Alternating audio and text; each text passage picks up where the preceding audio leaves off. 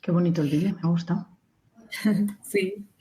Hola, buenos días a todos. Mi nombre es Shadia Beniamén y a nombre de Prima FP les damos la más cordial bienvenida. Queremos estar cada día más cerca y acompañarlos a través de distintas iniciativas que tenemos para ustedes, como esta conferencia, y ser un mejor aliado en este camino. En Prima FP, nuestra prioridad es tu bienestar y cuidar de tu fondo, y es por eso que les recordamos que nuestras inversiones cuentan con el respaldo de Credit Corp, el grupo financiero líder en el país con más de 130 años de experiencia. Ahora sí, tengo el agrado de presentar a la doctora Marian Rojas Estapé. Es un placer para nosotros darle la bienvenida, Prima. Ya muchos de ustedes la conocen, la siguen a través de sus redes, tienen sus mejores libros. Ella es psiquiatra, expositora y también autora de libros que han cambiado la vida de más de 2 millones de personas. Entre ellos, Encuentra tu persona vitamina y cómo hacer que te pasen cosas buenas.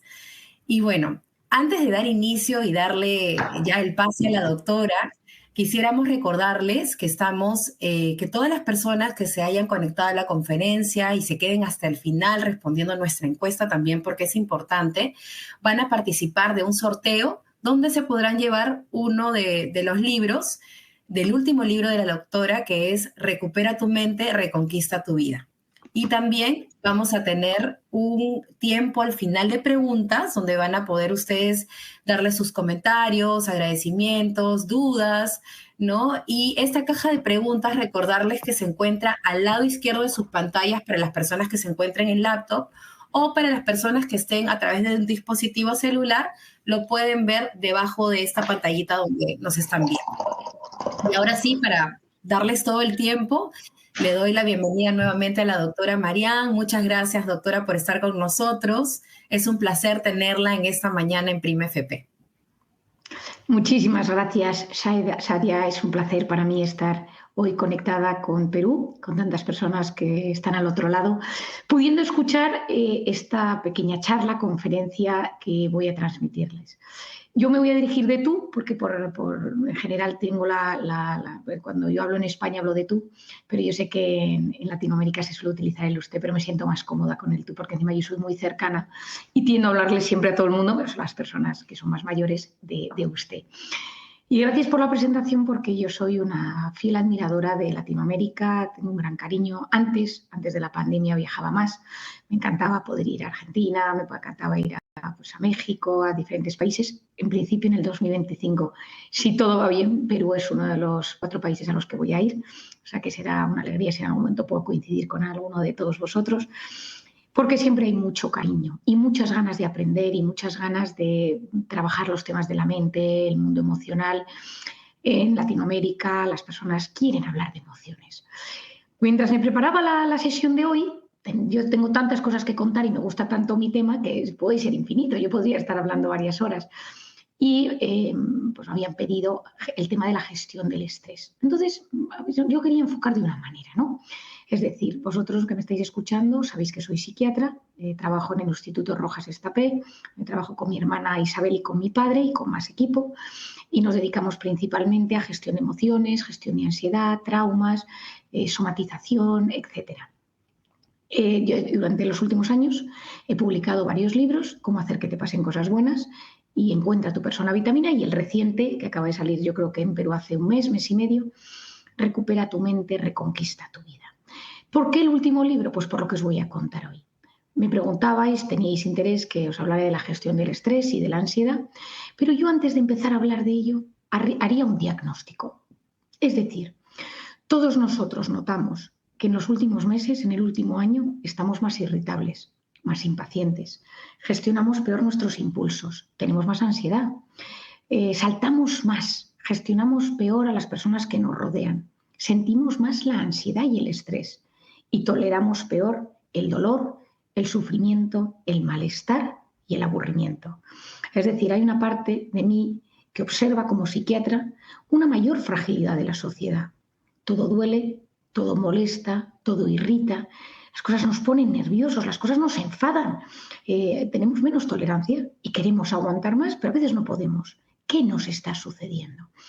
Como médico, lo primero es que voy a hacer un diagnóstico para dar herramientas, para dar un posible tratamiento a esta situación, que todos que son unos síntomas, es decir, es como uno acude al médico y dice, pues yo tengo tos, yo tengo bronquitis y tengo afonía. Pues los síntomas son irritabilidad, impaciencia, estos síntomas que tenemos de pues, falta de gestión de emociones, más problemas para prestar atención. ¿Quién no ha notado en el último año que le cuesta más enterarse de las cosas? Leemos un documento y de repente notamos que hay que leerlo 3 o 4 veces porque no he entendido lo que leía y hace 3 años lo hubiera leído y me enteraba de todo. El primer diagnóstico es que vivimos intoxicados de cortisol.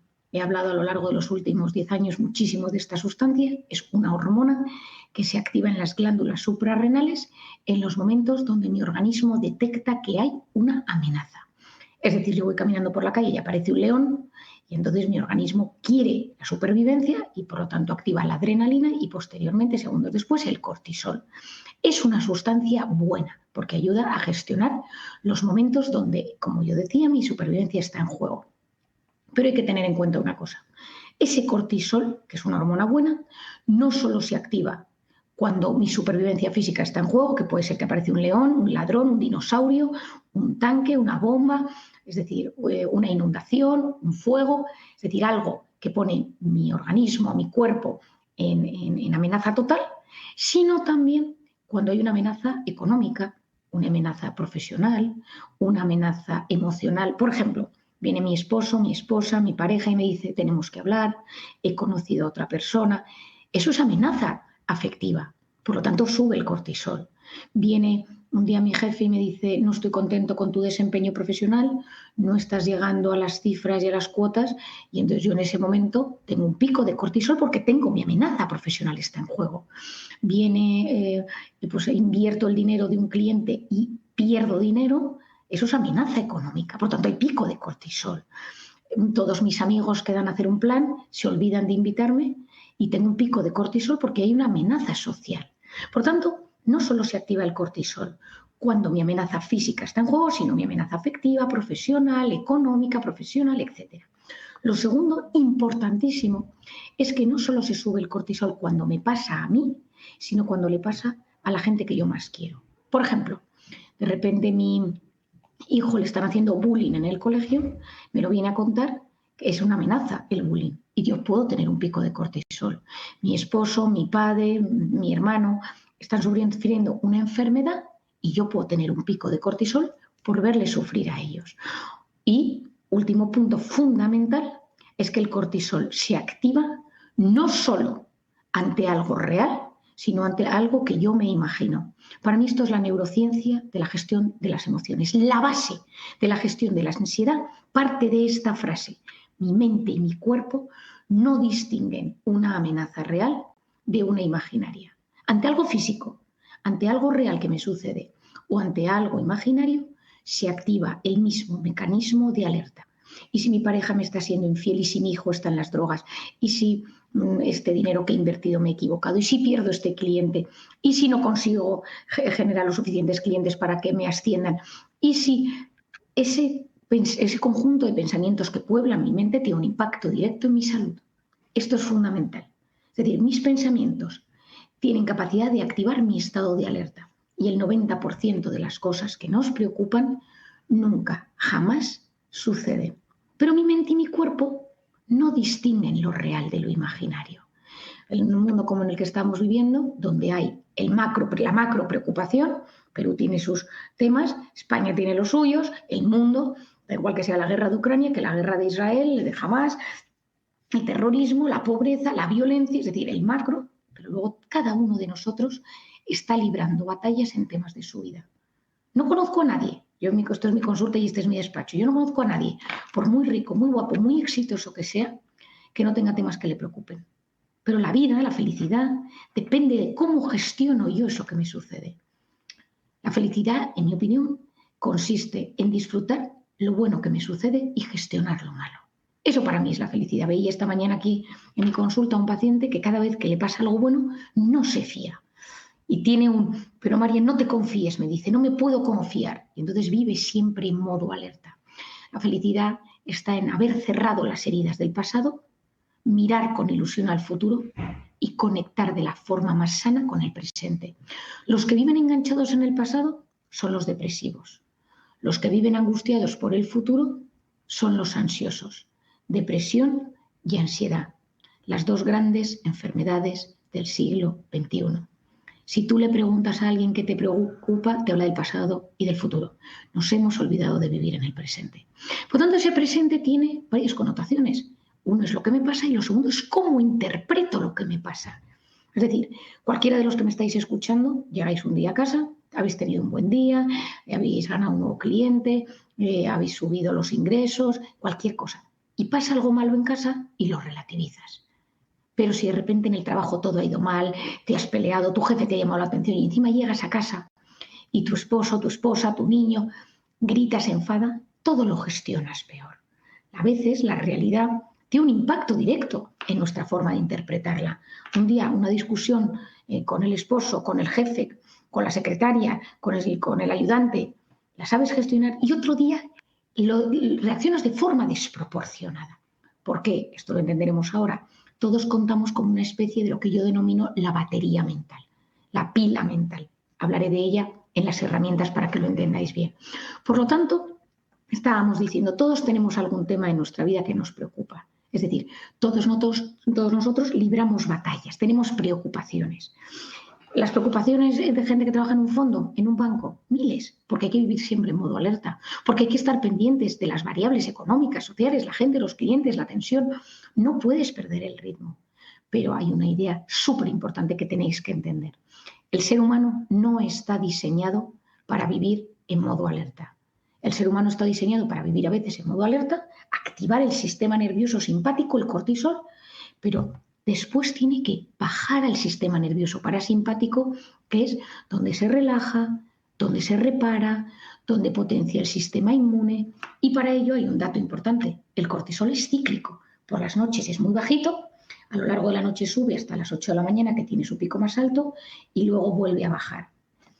¿Por qué baja por las noches? Porque en el momento que tiene su pico más bajo, se activa la melatonina, que es la inductora al sueño.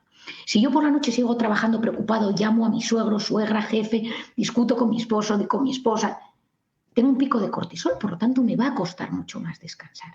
Por lo tanto, primer diagnóstico, vivimos intoxicados de cortisol. El cortisol, acordaros que es la hormona del estrés.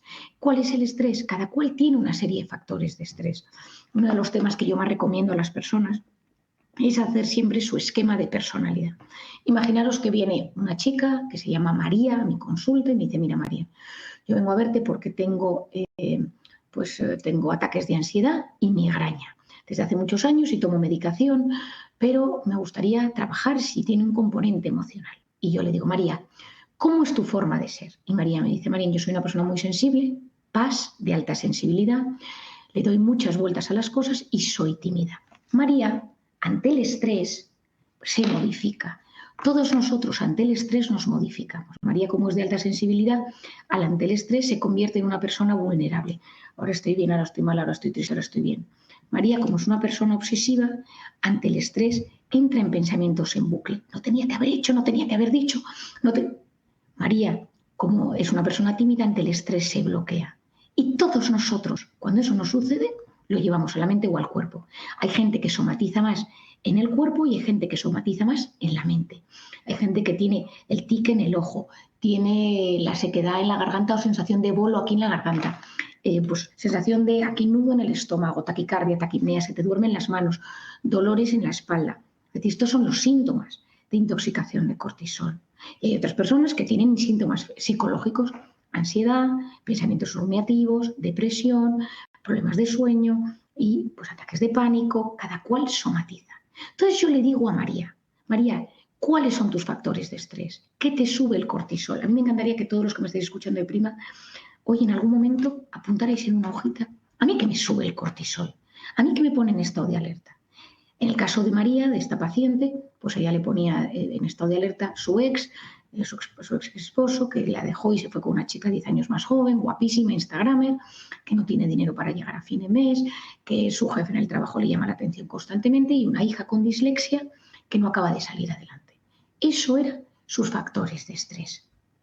Por lo tanto, es fundamental que nosotros conozcamos que nos sube el cortisol. ¿Cómo sé que me sube el cortisol? Porque me enferma.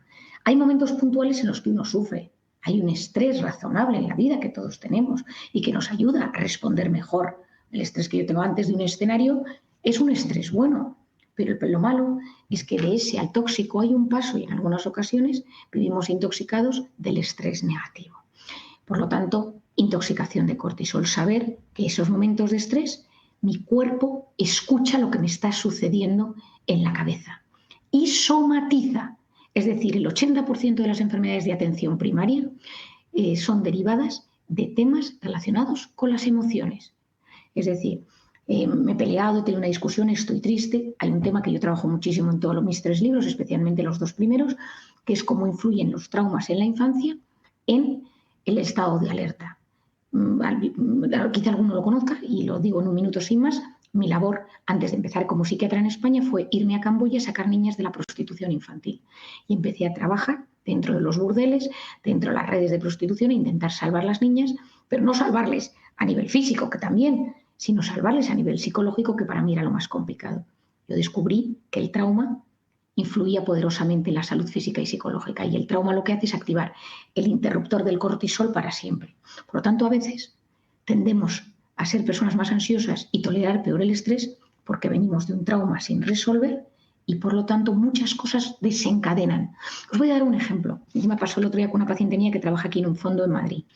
Ella es una persona que fue abandonada en la infancia. Su madre se marchó con otro hombre, su padre vivía en casa con ellos, pero siempre se iba por ahí y se iba con mujeres y la cuidaban esta paciente entre los abuelos y una vecina. Pero ella tuvo siempre una herida de abandono terrible porque sus padres la abandonaron. A lo largo de los años ella estudió, trabajó, es una persona muy válida profesionalmente hablando y acaba en un fondo trabajando en Madrid.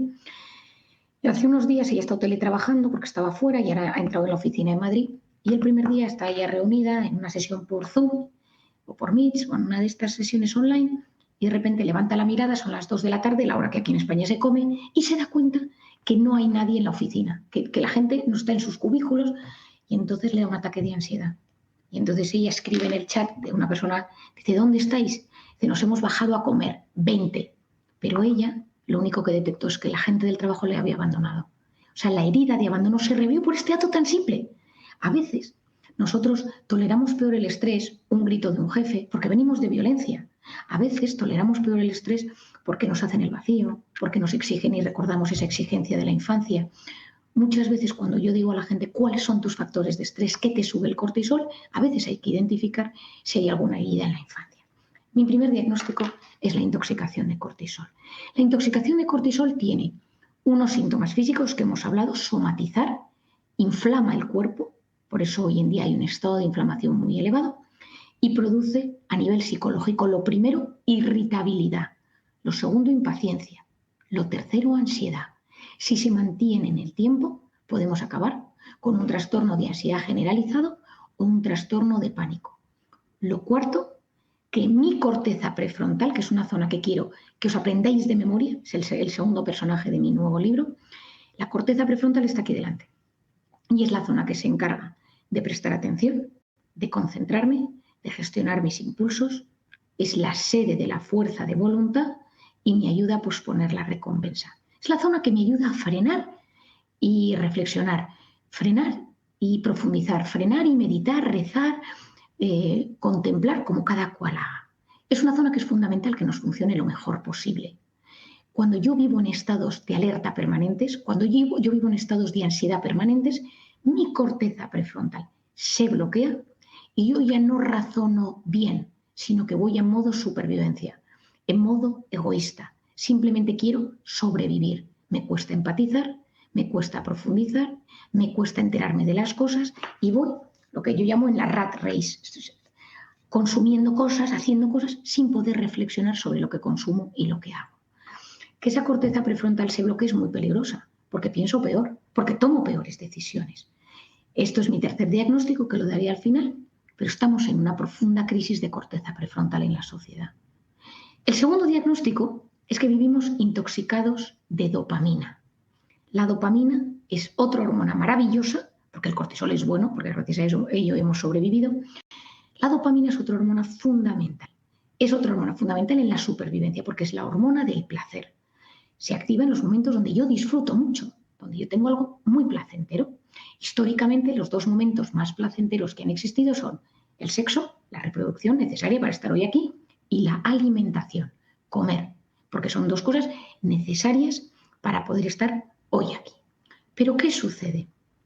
Que llegaron las drogas y hackearon este sistema dopaminérgico. Vamos a entender lo que sucede. Imaginaos que esto es la neurona, la cabeza de la neurona, aquí está el axón, que es la cola, y luego hay como una especie de patitas, y llega el impulso del placer. Yo voy a cenar con mi esposo, con mi esposa, un sitio delicioso, comida riquísima, un buen vino, y luego me voy a casa, es nuestro aniversario, mantenemos relaciones sexuales, maravilloso. Se libera dopamina y la neurona siguiente en su cabeza tiene unos receptores y dice, esto me ha gustado, esto está muy bien, y estimula la siguiente neurona. El cerebro recuerda lo que le calma, lo que le excita, lo que le da euforia. Esta es otra de las frases, está subrayada en mi libro de hecho yo el trabajo por la gente, he subrayado las ideas más importantes en verde para que cuando uno vaya leyendo el libro sepa lo que es importante. Bueno, pues el cerebro recuerda lo que le calma, lo que le excita, y ahí se generan los hábitos. Yo tiendo a repetir lo que me gusta, es decir, yo tiendo a repetir lo que me genera dopamina. Ahí se generan los hábitos, pero se pueden generar los vicios. Y entonces la dopamina se va liberando. ¿Qué pasa? Que llegaron las drogas y hackearon este sistema. ¿Por qué? Porque de repente uno consume una noche cocaína, anfetaminas, fentanilo, MMDA, muchísimo alcohol, sexo, pornografía, videojuegos. Todo eso libera grandes cantidades de dopamina. Y el cerebro, cuando recibe esa información, se da cuenta que le encanta, siente euforia, se excita, empieza a transmitir a todas las neuronas esa información, dopamina, dopamina, dopamina, dopamina, y quiero repetir, y me gusta, y me gusta, y me gusta. Y cualquiera que haya consumido muchísimo alcohol lo sabe, a veces pasa con algunas comidas, pasa con temas de videojuegos, pornografía, TikTok, Instagram, porque las drogas siempre han entrado por la vena, la boca y la nariz, pero desde hace unos años entran por los ojos. Ojo, y esto es importante, porque está diseñado para ser así. ¿Qué hace mi cerebro? Y aquí viene una idea importantísima que me encantaría que entendierais. Mi cerebro sabe, mi cuerpo sabe que yo necesito vivir en equilibrio. Por ejemplo, si yo ahora me tomo 20 magdalenas, 20 galletas de chocolate, tengo un pico de glucosa altísimo. Y mi cerebro me dice, y mi cuerpo dice, cuidado que esto no es bueno, y si ya soy diabético todavía peor. Y entonces llama al páncreas y el páncreas empieza a liberar insulina y bajan los niveles de glucosa. Esto es bueno que sea así. Y esto sucede, estos mecanismos de regulación existen con el sodio, con el potasio, con el pH, con la temperatura, es decir, esto funciona de esta manera. Mi cerebro sabe que si yo me intoxico de dopamina, yo me puedo convertir en un adicto, me puedo convertir en una persona que me enganche, en un enfermo de verdad, grave. Y cualquiera de vosotros, si ha tenido algún familiar o conoce a alguien, o incluso lo ha pasado y ha tenido problemas de adicciones, sabe que es terrible. Tener una adicción es terrible. Se sale, no se sale, se recae, los circuitos neurológicos cambian, la persona cambia sus vínculos sociales. Es decir, hay un problema serio de verdad. Por lo tanto, el cerebro, que no quiere que yo me convierta en un adicto, me protege. ¿Cómo me protege? De tres maneras. La primera es que en esa cabeza de la neurona de la que os hablaba, con sus receptores, lo que hace la neurona es quitar parte de los receptores para que la forma de transmitir información sea menor. Es decir, en vez de que toda la información llega, imaginaros, os lo hago en un símil, la mitad. Y entonces así voy a ir transmitiendo menos información. Pero mi cerebro sabe que eso le ha gustado la cocaína, le ha gustado lo que ha visto, le ha gustado el alcohol con cocaína y con sexo, y por lo tanto necesita más dosis para sentir lo mismo. Esto es lo que se denomina la tolerancia. Todas las drogas tienen tolerancia. Es decir, el que bebe 5 copas de alcohol, de repente para sentir el mismo subidón necesita 10 y luego 15. Esto puede ser con el alcohol, pero eso con las drogas, pero es con... ¿Por qué? Porque es la famosa tolerancia.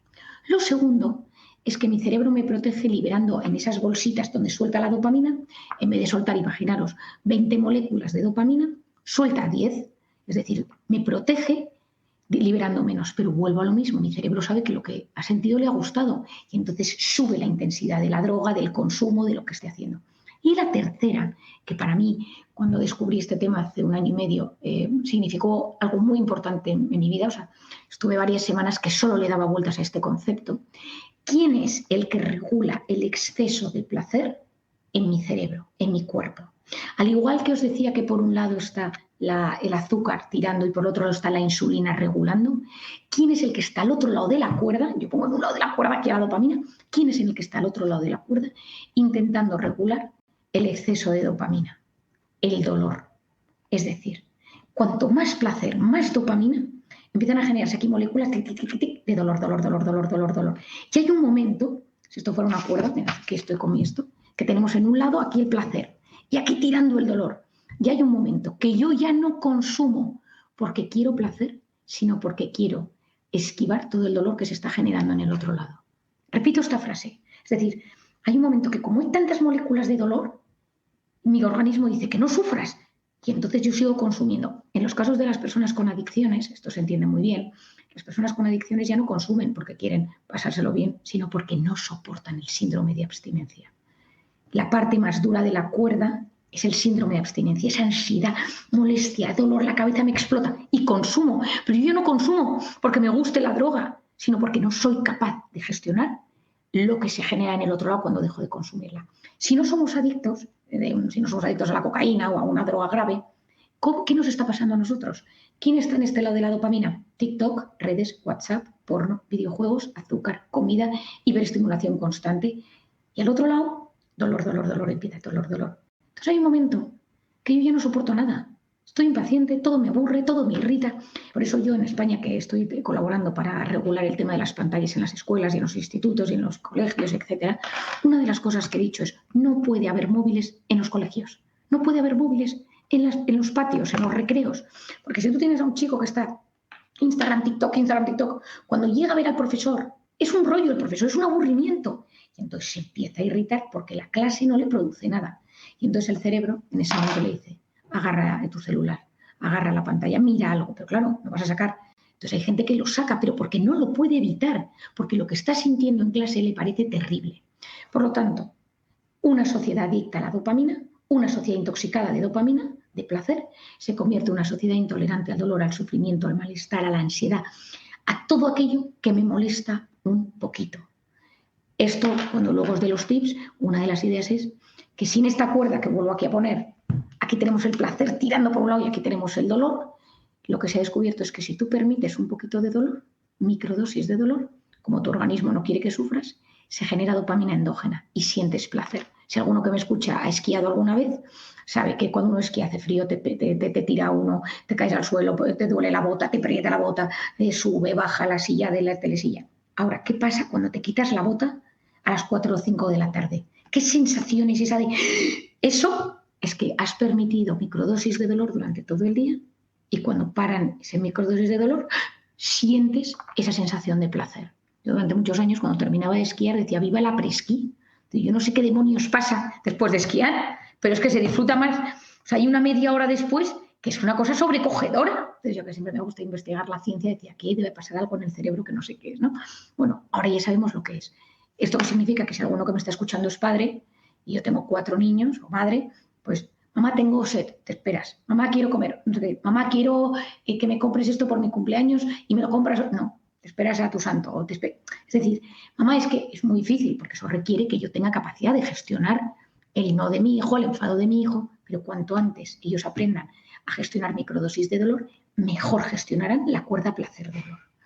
Importante, os lo voy a dar en un símil como lo pongo en el libro. Imaginaros que se juega el dominó en Perú, no se conoce el dominó, sí.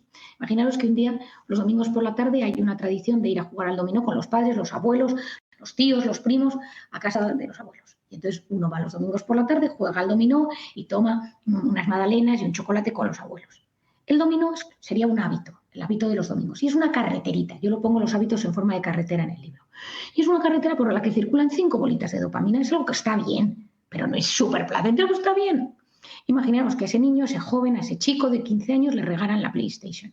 En la PlayStation no circulan 5 bolitas, circulan 50. Y está diseñado para convertirse en un ladrón de dopamina. Se convierte en una autopista de 7 carriles alemana, empiezan a circular bolitas de dopamina y se convierte en un ladrón de dopamina. Es decir, que la carretera pequeña del parchís le roba las 5 bolitas. El día que tú le dices a ese chico, vamos a casa de los abuelos a jugar al dominó y a merendar, te dice, no, porque me aburre. La carretera del hábito del dominó se ha quedado vacía. Esto nos sucede a todos nosotros. Si uno por la noche llega a casa y lee, la lectura son 20 bolitas, la serie son 200 bolitas. Uno mantiene relaciones sexuales con su pareja, esposo o esposa, son 100 bolitas, pero el porno son 200 y el porno es un gran ladrón de dopamina. Esto os lo recomendaría, si vosotros tenéis niños y jóvenes, que leáis el capítulo del libro, del último, el capítulo del porno. Como yo comencé mi labor en Camboya sacando niñas de la prostitución, tengo mucho trabajo con actrices porno, con gente de la prostitución, y es un capítulo en el que explico lo que está sucediendo y doy mis herramientas para gestionarlo en un mundo donde la pornografía ha venido, y más después de la noticia de ayer, que Elon Musk permite ahora mismo que en Twitter haya pornografía y que no le importa, ¿no? En mi opinión, y hago simplemente un esto de 30 segundos de la pornografía, la sociedad fomenta lo que luego condena. Permitimos que los menores de edad tengan acceso ilimitado a contenido pornográfico y luego sucede lo que sucede en la calle, porque nuestro cerebro tiende a repetir lo que ve. Yo tengo 4 chicos, varones, y cuando el otro día estábamos viendo la final de la Champions y a mitad del partido, mis hijos dejaron de ver el partido para irse ellos a jugar al fútbol, al pasillo. Mamá, hay que jugar. Cuando ven Star Wars, pues cuando salen de repente, mamá, hay que luchar, somos Jedis, uno tiende a repetir lo que ve, pero simplemente para explicar los hábitos. Por lo tanto, una sociedad adicta al placer se convierte en una sociedad drogodependiente emocional, adicta a estímulos. Quiero siempre cosas irrelevantes, me apetece de repente, ¿quién de los que estáis conectados, porque nos ha pasado a todos, estás trabajando y de repente te metes en internet y te pones a ver la noticia más tonta, más superficial? El novio de la novia de fútbol, un futbolista del Manchester City se va a las Maldivas y aquí están sus fotos. Y dices, yo en pleno trabajo, ¿qué hago mirando estas fotos? Pues que es dopamina. Y el tercer diagnóstico que tenemos, hemos dicho que el primero es la intoxicación de cortisol, el segundo, la intoxicación de dopamina, y el tercero es que estamos en plena crisis de atención, en plena crisis de corteza prefrontal. La corteza prefrontal, importante, repito, es la que se encarga de prestar atención, de gestionar nuestros impulsos, la que nos ayuda a pensar, la que nos ayuda a gestionar nuestras emociones. Es decir, tenemos que ver exactamente cómo hacer para potenciar nuestra corteza prefrontal. Pero la sociedad hoy en día, es decir, el mundo en el que vivimos y trabajar en un fondo con los niveles de estrés, por ejemplo, que tienen, pues hacen que ese estrés, de diferentes maneras, pues nosotros tenemos que tener una buena corteza prefrontal. Es fundamental. Si la corteza prefrontal no me funciona bien, gestiono peor mi ansiedad, gestiono peor mis impulsos, gestiono peor la frustración, tengo menos empatía, tengo menos paciencia. Entonces, lo voy a comparar con una batería. Es decir, como si nosotros tuviéramos una batería en el cerebro. Uno se levanta por la mañana, tiene una batería, tiene una pila, y uno ha dormido fenomenal, 100%. A lo largo del día esa pila va bajando, va bajando, va bajando. El tráfico, la discusión, el no sé qué, internet, contesta, y hay un momento a lo largo del día que yo llego al 20% de mi batería. Cuando yo llego al 20% de mi batería, ya sale una parte de mí que es una versión regulera. Es decir, ¿cómo es esa pila? ¿Qué hago? Quiero comer comida y no me apetece brócoli, no me apetece judías, lo que me apetece comer es una pizza, cosas con azúcar, estoy más impulsivo, más sensible, más tontorrón, me quiero meter en TikTok y ver los vídeos más tontos, más absurdos, menos. Es decir, mi cerebro ya no está a su pleno potencial. Hay gente que me dice, María, pero es que yo quiero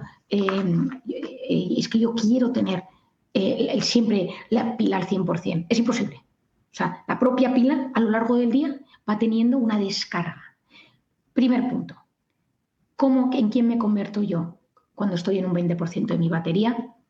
Punto número 2. ¿Cuáles son mis factores de estrés? Es decir, ¿qué es aquello, como decíamos antes en el esquema, que baja mi pila? Es decir, no puedo decir, pues a mí la pila me la baja un poco el día, pero sobre todo son las discusiones. Hay gente que te dice, pues las reuniones por Zoom, pues hay gente que dice es tolerar el tráfico. Cada uno tiene, según su forma de ser, cosas que bajan esa pila más rápido o menos rápido. Y luego, pregunta fundamental y clave, ¿qué recarga mi pila a lo largo del día, de la semana y del mes? Es decir, tenemos que tener microinstantes a lo largo del día. En mi caso, por ejemplo, yo estoy en mi despacho, ¿no? Yo entre pacientes siempre me tomo 2 o 3 minutos para hacer un ejercicio de respiración, intento hacer alguna cosa tipo contemplación o leo algo que... Es decir, tengo mis mecanismos, porque yo no puedo aguantar 8 horas del tirón o 9 horas o 10, dependiendo de los días. Un paciente, otro, porque encima en mi caso yo me dedico a gente que siempre está sufriendo y que siempre me cuenta cosas de dolor, Entonces, claro, tengo que tener un mecanismo. Es decir, yo llego a casa y quiénes son mis personas vitamina, que luego hablaremos de ello. Es decir, qué es aquello que me ayuda a gestionar de la mejor manera posible el desgaste de mi pila. Entonces, ¿qué pasa? La corteza prefrontal es la que me ayuda. ¿Qué bloquea la corteza prefrontal? La primera, el estrés crónico. Lo hemos dicho al principio con el cortisol. La segunda, la soledad, sentirse solo. Uno puede estar acompañado en pareja, etcétera, pero sentirse solo. Hoy en día sabemos que duele lo mismo sentirse solo que te den un pisotón, un puñetazo. Duele la misma zona del cerebro, que se denomina la corteza cingulada anterior. Duele de la misma manera. La tercera es la hiperestimulación. Se ha visto que la gente que vive notificación, yo no lo tengo, pero la notificación del reloj, todo el día luz, sonido, movimiento, eso produce como un colapso de la corteza prefrontal que ante tal cantidad de información se satura, baja la pila y entonces necesito dopamina, que ya sabemos lo que es, el TikTok, el videojuego, la comida, el azúcar, el hidrato de carbono. Por lo tanto, la hiperestimulación bloquea la corteza prefrontal, degrada la corteza prefrontal. Por otro lado, el FAST, lo que yo le denomino haberle añadido FAST a la vida. ¿Qué es esto de que los audios se pongan en 1,5 y en 2 y le metas esa aceleración? Los vídeos de YouTube. El otro día me contaba un profesor de universidad que las clases online ahora las puedes poner por streaming, las puedes poner en 1,5, en 2 y en 2,5. Pues imaginaros la información que te llega. Pues curiosamente se ha observado que la gente se entera, pero que pierde la capacidad de captar los matices. Es decir, tú te enteras más o menos de qué ha ido, pero no captas el matiz. Y al final, yo soy muy de la teoría que la felicidad está en conectar con los pequeños matices de cada día, con esas pequeñas alegrías. Ahí está el jugo de la vida, pero nos lo estamos perdiendo, porque le hemos metido fast a la vida, el fast love, que las relaciones empiezan con un match y terminan con ghosting, todo rápido. Recuerdo que cuando escribí Encuentra tu persona vitamina, escribí al dueño de Tinder, que no me hizo ni caso, y le dije que me gustaría que solo hubiera 3 conversaciones en Tinder, para que la gente pueda disfrutar, pueda hablar. Tú puedes tener 70 conversaciones con 70 personas distintas, a ver quién te ofrece algo mejor. Es que yo siempre esto lo comparo. Hace un par de años que fui un día a comprar unas galletas al supermercado. Entonces, un supermercado enorme que hay en Madrid. Y entonces fui a comprar varias cosas, quería llevarme unas galletas para tener en casa. Y entonces digo, perdón, las galletas, dice el pasillo del fondo. Y llego al pasillo del fondo y era un pasillo entero de galletas. Y entonces me pongo, digo, unas galletas, sin más. Galletas con gluten, galletas sin gluten, con chocolate, con dulce de leche, sin lactosa, con bajo en calorías, ¿sabes? Los que en azúcares. Y entonces miré las galletas y dije, Dios mío, unas galletas normales, ricas, bien. O sea, tampoco quiero la de chocolate, tal, no quiero para tener en casa unas galletas. Y entonces, en España hay unas galletas que se llaman las galletas María, que es como que existieran en Perú, que son las galletas de toda la vida, que yo tomaba de pequeña. Entonces estaban al fondo en una esquina y dije, pues estas que sé que María siempre son las... no fallan, ¿no? Pero me abrumó tomar una decisión antes. Entonces pensé para mis adentros, pobre los de Tinder y tal, que tienen que elegir entre 100 personas, elegir a una, claro, y luego no olvidemos que los intereses de Tinder son los contrarios a los nuestros. Tinder quiere que no encuentres a tu pareja para que sigas conectado y tú quieres encontrar a alguien. Pero bueno, esto es otro matiz que para luego del año que viene, Saida, si quieres, lo hacemos algo más relacionado con parejas, ¿no? Pero bueno, el caso es hiperestimulación, haberle añadido fast a la vida y el hecho de que necesitemos vivir constantemente conectados. El FOMO, el fear of missing out, el miedo a perderme las cosas. Esto, cuando en el libro hay un tercer bloque en el que cuento la historia de las redes, Tristan Harris, que fue un tipo que se fue de Google, descubre que la gente, las plataformas y las aplicaciones de Silicon Valley conocen la vulnerabilidad del ser humano, conocen el sistema de recompensa, la dopamina, la corteza prefrontal, y esta degradación cognitiva es consciente. Quieren generar adictos y quieren destruir nuestra corteza prefrontal. Y entonces una de las cosas que él dice es, saben que vivimos enganchados al FOMO, a no perdernos nada, entonces yo lo sustituyo por el YOMO, el Joy of Missing Out, perdernos las cosas. Con estos 3 diagnósticos, ¿qué hacemos? Lo primero es conocer. Es decir, que cada cual diga, pues yo tengo que saber más del cortisol. Yo necesito entender más la dopamina. Yo necesito aprender a gestionar mi vida porque se me va. Es decir, cada cual conocer, comprender, porque comprender es aliviar. Habrá cosas que tenga que aceptar, pues esto me equivoqué, pues esto es... y luego superar las cosas. Hay una cosa que es fundamental y para mí es la clave de todo y es que la felicidad depende del sentido que le damos a la vida. Es decir, levantarme por la mañana y que mi vida tenga un sentido, un propósito. Si mi vida no tiene un sentido, mi corazón, mi alma, mi espíritu, mi mente, no les gusta vivir en el vacío, no les gusta vivir en la nada y tienden a sustituir sentido por sensaciones. Es decir, cuando yo no sé cuál es mi motivo de vida, todo se llena de sensaciones dopaminérgicas y ya sabemos lo que pasa cuando me hago adicto a la dopamina, a las cosas dopaminérgicas. Al final hay un enorme vacío. A veces uno lo que tiene que hacer es frenar y reflexionar, pero para reflexionar tengo que reactivar mi corteza prefrontal. ¿Cómo hago todo esto? Primero, conocer mi batería mental, qué me desgasta, qué me recarga y quién soy yo cuando estoy en el 20% de batería. En mi caso, por ejemplo, yo lloro. Yo cuando estoy muy, muy cansada, en ese punto yo se me empañan los ojos por cualquier tontería, ¿no? Entonces, mi marido lo sabe y me dice, yo sé que tú, dice, estás agotada, ¿no? Entonces, de repente los ojos se me empañan, pero hay gente que es que llora, gente que se enfada, se lo guarda, come compulsivamente, gente que se droga, hay gente que se descarga aplicaciones, hay gente que queda con gente, o sea, es decir, que nos conozcamos, es decir, qué emociones tienen qué consecuencias. Lo segundo es decir, ¿cómo es mi forma de ser? Pues yo soy exigente, pues el exigente bajo factores de estrés se convierte en perfeccionista y en un enorme insatisfecho porque nunca nada está a la altura. Yo doy por hecho que si sois gente tan exitosa es porque sois todos un poco perfeccionistas. Por lo tanto, si yo tuviera que hacer un diagnóstico diría, pues ahí seguro que todos en esta sensación de estrés hay una sensación de insatisfacción. No llego, me encantaría. Alguna vez que he dado alguna charla en empresas como la vuestra, alguna de las preguntas es, pero Marien, dinos una manera de vivir en modo alerta y no enfermar, ¿no? Digo, es que no existe. No existe, te enfermas. Es que hay que saberlo. Pues es que cada cual tiene su tolerancia. ¿Qué cosas nos ayudan? Lo primero es tener lugares donde me reparo. El deporte fabrica una sustancia que se denomina BDNF, factor neurotrófico derivado del cerebro. Es una sustancia maravillosa, que no quiero que os quedéis con el nombre, simplemente que sepáis que cuando yo la sintetizo, cuando hago deporte, llevo a mi cerebro a su máximo potencial. Es decir, ayuda a que mi cerebro funcione muchísimo mejor. BDNF.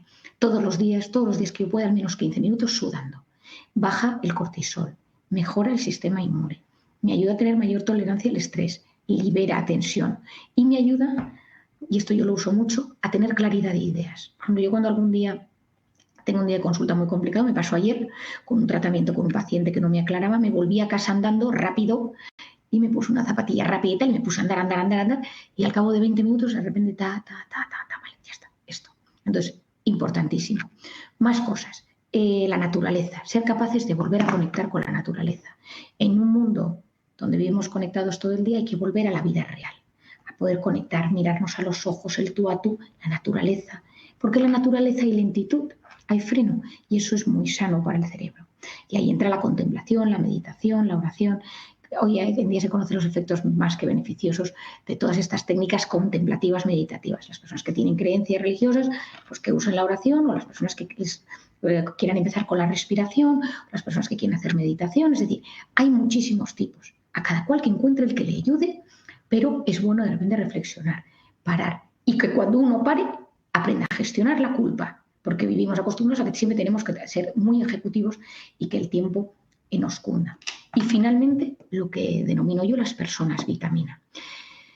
Hemos hablado de dopamina, hemos hablado de cortisol, pues me falta una sustancia fundamental, que es la oxitocina. La oxitocina es la hormona del parto y la lactancia, se activa en el momento que voy a tener un bebé y cuando le estoy dando el pecho. Pero ¿qué pasa? Que hace unos años se descubrió que la oxitocina baja los niveles de cortisol. Entonces uno tiene que aprender a liberar su oxitocina porque no podemos ponernos todos a lactar. ¿Cómo es la oxitocina? Es el signo bioquímico de la empatía. Te veo y no te juzgo. Te transmito paz cuando tú estás en guerra. Intento y disfruto de tus alegrías incluso más que tú mismo. Es decir, todo ello nos ayuda a gestionar cada vez mejor a las personas. Eso es oxitocina.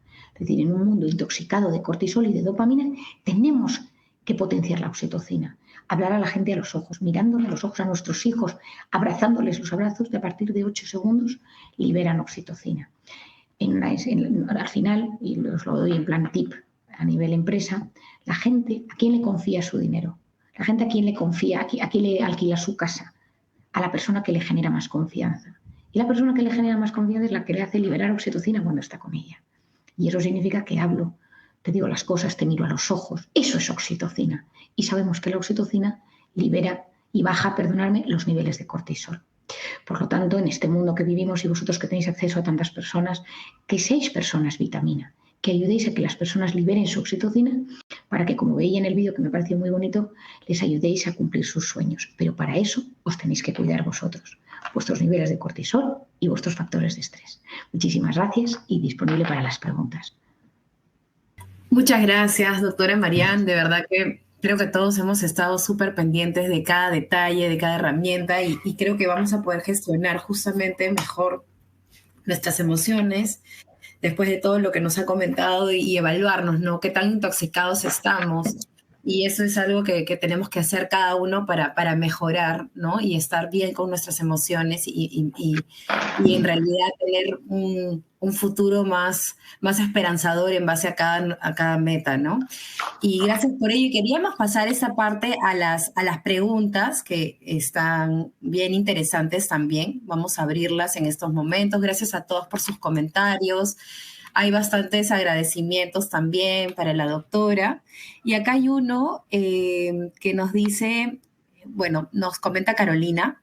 Gracias, Marianne, por la presentación, muy buena, te sigo desde mucho tiempo. He estado con depresión y ansiedad, estoy en terapia y la escucho siempre en tu podcast y trato de hacer las cosas que dices. Sigue así, ayúdanos, no sabes el impacto que has tenido en mi vida. Qué bonito. Ay, qué bonito. Luego nos dice Tanira, ¿la ansiedad se trata con un psicólogo o con un psiquiatra? Esta es una gran pregunta, Tanira. Mira, el psiquiatra es médico. El psicólogo es terapeuta. Yo soy una psiquiatra que hago terapia, pero la mayor parte o muchos psiquiatras no lo hacen. No sé exactamente en Perú, pero en general hay psiquiatras que solo medican. Entonces, hay diferentes niveles de ansiedad. Tú puedes tener una ansiedad leve o tú puedes tener, por ejemplo, yo ayer vi un paciente que tiene una ansiedad paralizante. Curiosamente trabaja en un fondo. Tiene una ansiedad paralizante. O sea, de repente se queda sin palabras el cuerpo. Está comprimido, tiene miedo, y de repente ayer el miedo era el dinero de mis clientes, y era todo el rato en bucle el dinero de mis clientes, ¿no? Te requiere medicación. Pero hay veces que hay niveles de ansiedad leves que se pueden tratar sin medicación.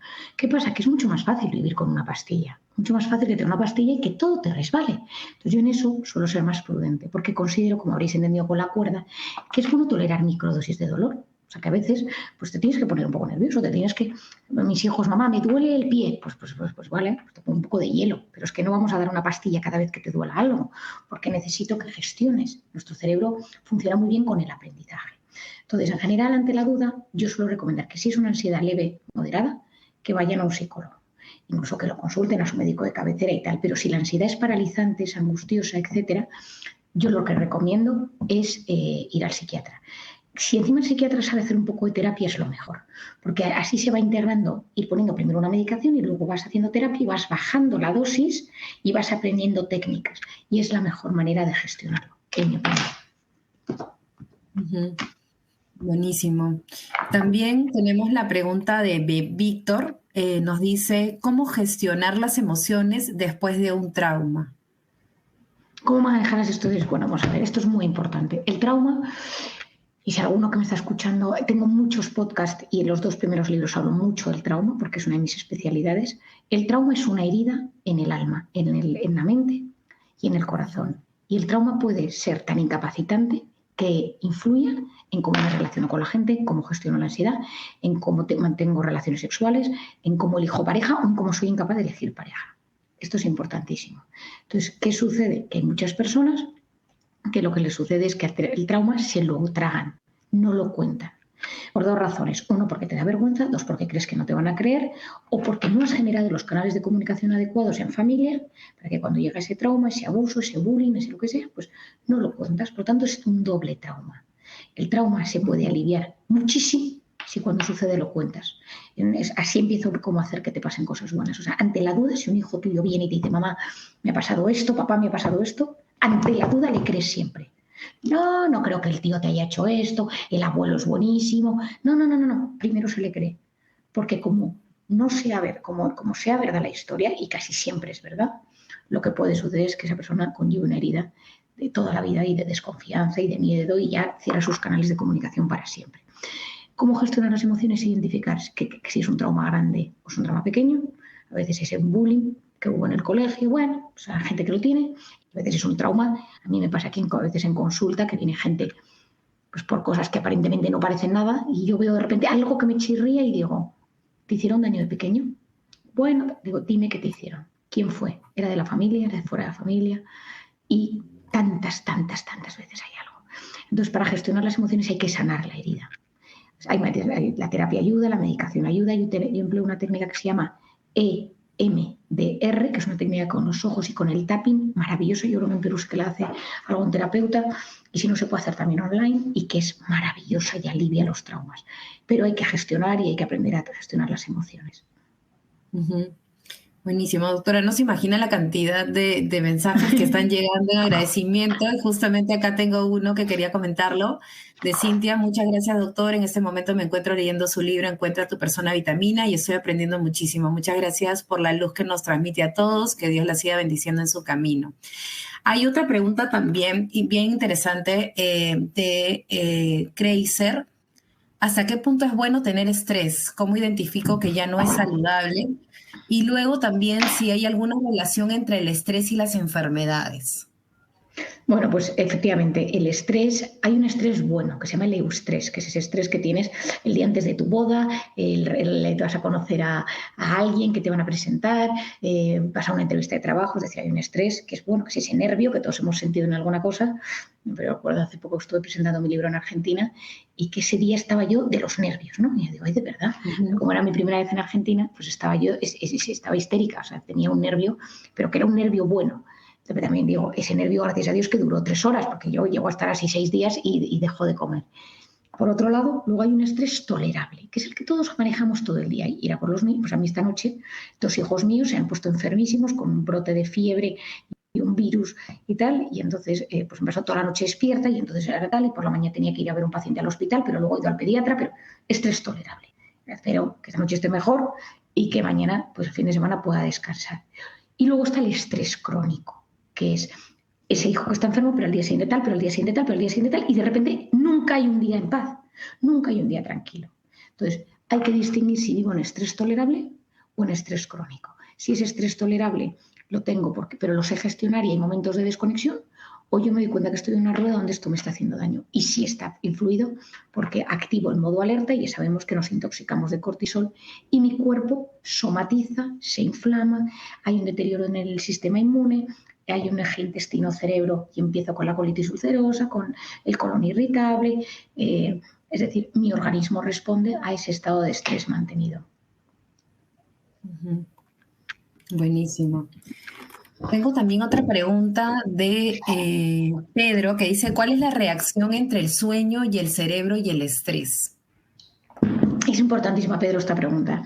El sueño, que no lo he dicho al final, es probablemente junto con el deporte, son las 2 herramientas más importantes que existen para cuidarnos. Es decir, el sueño es que debemos dormir 8 horas, el 80% de la población no duerme 8 horas, porque el sueño se divide en varias fases. Fase 1, fase 2, fase 3, fase 4. Y cada fase tiene el sueño no REM y REM. REM significa Rapid Eye Movement, movimiento rápido de ojos. En el sueño profundo, el sueño no REM y en el sueño REM, yo voy canalizando las emociones y es como si hubiera un centro de gestión de emociones en mi cerebro donde el cerebro decide durante la noche, que es cuando más se consolida la memoria, lo que es importante, lo que no es importante, lo que desecho, lo que guardo, es decir, me hace revivir ciertas escenas, ciertas personas. Es importantísimo, pero las 2 horas del final del sueño son las 2 horas más importantes en la protección de la inteligencia emocional, porque esa inteligencia emocional trabaja más durante la noche que durante el día. Y está sobre todo en las 2 últimas horas. Por lo tanto, si yo duermo mal, mi cerebro detecta que algo malo está sucediendo, porque estoy en guerra. Por lo tanto, se activa en modo alerta, cortisol. Y al día siguiente ya hay problemas de atención, problemas de irritabilidad. De hecho, la gente que tiene síndrome de apnea obstructiva del sueño, lo que se denomina el SAOS, los síntomas son irritabilidad, cansancio, falta de concentración, tristeza. Por tanto, el sueño es fundamental. De hecho, hay técnicas y medicinas que se utilizan por la noche para intentar ayudar a las personas a regular su estado de ánimo. Una persona estresada, y a veces en consulta le digo a la gente, es que necesito que duermas pase lo que pase. Entonces, si te tengo que medicar, te tengo que dar melatonina, te tengo lo que sea, pero es que no te vas a poner bien si no descansas profundamente. Ante épocas de estrés, pues que el fin de semana, que de repente haya un día que uno diga, hoy me protejo mi sueño y descanso lo mejor que pueda, pero es fundamental. Doctora, y tengo 2 últimas preguntas ya para cerrar esta parte. Una, veo que hay bastantes comentarios acerca de niños autistas y cómo se puede manejar este estrés en casa. Bueno, el tema del autismo es un tema súper delicado, es un tema de muchísimo dolor. Hay un diagnóstico, hay muchos más diagnósticos ahora que hace unos años. Yo tengo una persona con la que trabajo que se dedica al autismo. Yo sé del tema, pero es un especialista. Hay diferentes tipos, ahora se llama trastornos del espectro autista y entonces hay diferentes. En mi opinión, hay algunos que son muy graves y entonces esos requieren un tratamiento. Luego hay mucho hoy en día ligero, es decir, síntomas, rasgos, y ante eso, pues por ejemplo, yo tengo este neuropsicólogo que llevamos siendo amigos muchos años y yo le derivo a él todas las personas que lo tienen, pues a veces se han visto que hay ciertas terapias, técnicas, incluso medicaciones que mejoran ciertas habilidades. Es una pregunta muy complicada, pues como si alguien me preguntara por la esquizofrenia o por el trastorno bipolar o el trastorno obsesivo compulsivo. Es decir, hay algunas veces que es incapacitante y que es terrible y hay veces que uno con ciertas terapias consigue hacer una vida casi normal o casi normal. Yo tengo ahora mismo varios pacientes del trastorno del espectro autista que trabajan, están fenomenal, y otros que en cambio pues la situación viven con sus padres, situaciones mucho más complicadas, algunos incluso sí que se han casado, otros les cuesta mucho las relaciones humanas, pero no sé, depende mucho del grado. Y yo espero que de aquí a los próximos años se investigue más al respecto y haya mejores tratamientos.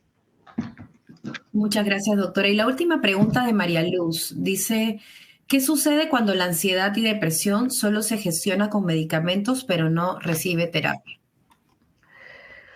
Pues vamos a ver, yo lo explico en forma de hoyo, de agujero. Imaginémonos que esto es un agujero, así lo voy a poner aquí, hoy me ha servido mucho esto. Y uno cae dentro del agujero, ¿no? Entonces la medicación es una grúa que te saca y te pone fuera. El problema es que si tú no te dan herramientas para no volver a caer, el riesgo de caer es enorme. Y puede pasar una cosa, y es que te guste tanto estar subido a la grúa y no sentir los problemas de la vida que ya nunca más quieras dejar la medicación. Y esto también pasa. Por lo tanto, en mi opinión, toda persona que toma medicación, a menos de que sea una cosa profundamente bioquímica, necesita terapia. Uno, para entender lo que le pasa. Dos, para entender si lo que le pasa, qué porcentaje es bioquímica. Pongamos el ejemplo del trastorno obsesivo compulsivo. Tiene una parte muy importante de medicación, pero es que la terapia es maravillosa, porque con la terapia uno aprende a gestionar. Es que si no, no solo depende de las pastillas, que también tienen sus efectos secundarios. Y entonces, por ejemplo, en algunos tipos de enfermedades graves, trastorno bipolar, esquizofrenia, etcétera, la medicación tiene una función muy importante. Pero la depresión, cuando uno empieza a mejorar, hay que empezar a trabajar herramientas, meter deporte, gestión, trauma, si hay alguna herida, resolver factores de estrés, para que uno tenga la sensación de que tiene el dominio de su propia vida, que no solo depende de las pastillas para estar bien. Al final genera muy buena sensación cuando uno sabe, es capaz de gestionar sus emociones también gracias a sus propias herramientas. Hay gente que me dice, Marian, recaí, pero no necesité medicación, porque ya tenía las herramientas para salir solo o sola. Eso es maravilloso. No siempre es fácil, a veces requiere mucho tiempo, a veces requiere sanar heridas, pero a la larga es maravilloso. Buenísimo, doctora, muchísimas gracias. Qué importante es conocernos también a nosotros mismos y ver la forma de gestionar nuestras emociones, ¿no? Eso es una tarea que nos llevamos de todas maneras, esa autoevaluación, ¿no? Esa introspección, porque de todo eso depende para ver qué herramientas necesitamos. Totalmente. Y le agradecemos mucho, de verdad, cada tip, yo al menos he estado tomando nota y yo me imagino que ojalá cada les uno de haya nosotros... muchísimo. Sí, de todas maneras, muchísimas gracias y estoy segura que para cada uno de nosotros nos llevamos un gran regalo. Gracias por su presencia.